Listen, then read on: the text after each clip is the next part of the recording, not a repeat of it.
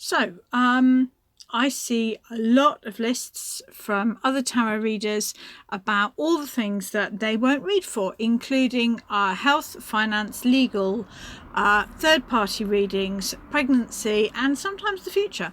And if I'm honest, I begin to wonder sometimes what these tarot readers will actually read for. The only question so far I have absolutely point blank refused to read for was, should I have internet sex? It just didn't feel right. It was at a fair and I just said no.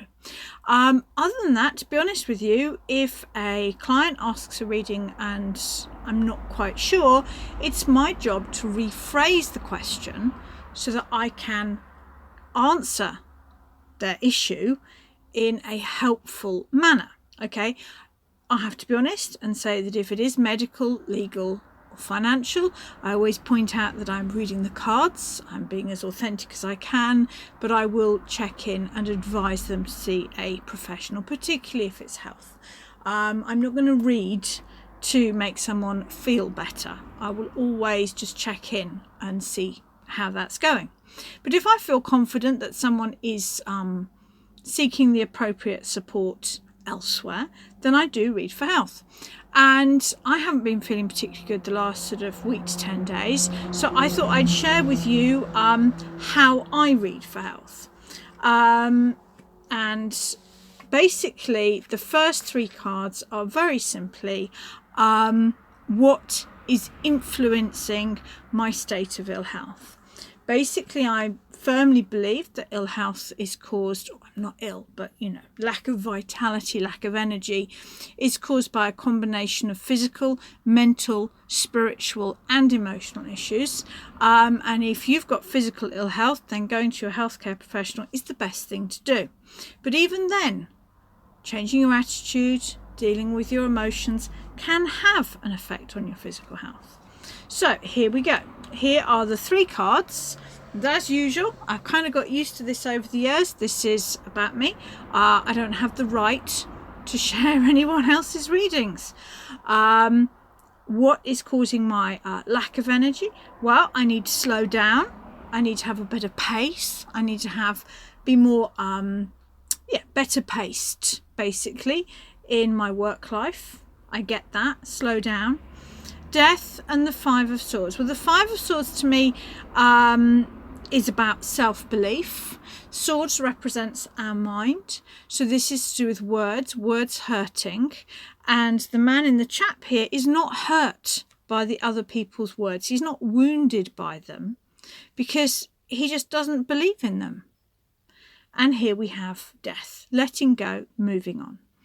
Now, this to me is very much about a wider family issue, nothing to do with my husband or children, but the extended family that I am working through. And I've definitely internalized some very negative thought patterns, which I am currently letting go. And actually, do you know what? Inner work, when it's deep, is exhausting. And I've definitely scaled back my work last week and this week to allow more time for self-nurture and reflection as I do this big inner work. And so there you go. If you had lots of swords, it tends to be to do with worry, anxiety and mindset. Lots of pentacles, more likely to do with physical issues, health, diet, that sort of thing. And the majors, well, you need to look into the meaning of each major itself, and then you combine the three. It goes without saying that I never diagnose. I'm not a doctor, but what I can usually do is help someone to have another understanding about their energy levels. So there we go. That is what is influencing my energy levels. So that's great. Now I need advice cards. How can I better improve my health? Not my health, my energy levels. Now what I love about reading in three cards is that now I have a new spread, but of course each card is related to the card underneath. I mean, what a synchronistic reading from the Knight of Pentacles to the Eight of Pentacles. Damn right I need to systemize. I need to stop getting absorbed in answering emails here and there. If I batch bulked, if every day I sat down and answered my emails in one go, it would take me a quarter of the time. It's that, and it's about having systems.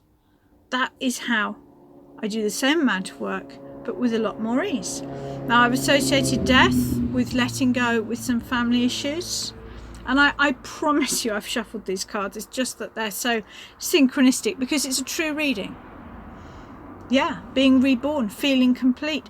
I can feel it coming. And the Five of Swords, I've identified that with limiting self-beliefs, anxiety and such like. And now we have the Five of Pentacles. Now you may feel that that's not such a good thing, but actually my self-limiting beliefs that I have internalized from my childhood means that I keep coming back to toxic relationships because otherwise I feel left out or out in the cold.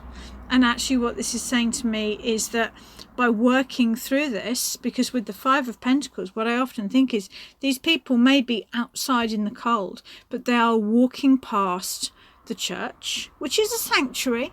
But let's be honest, all charity does in the end is it tends to weaken us. That whole idea of give a man a fish, feed him for a day, teach him how to fish, feed him for life. You know, it's that sort of thing. I am walking past the easy option. I am building up family links that are less to do with blood and more to do with my spiritual path. So walking past what could be seen as a comforting relationship when I know deep down it really isn't. And then again, I just sort of put them on. Where will I go with this? And again, so we have one layer of reading underneath, second layer of reading on top, and we're having individual layers as well. So super. Six of Wands. This appears to be work. That's fantastic. Victory, success, being recognised by my peers. I'll happily take that one.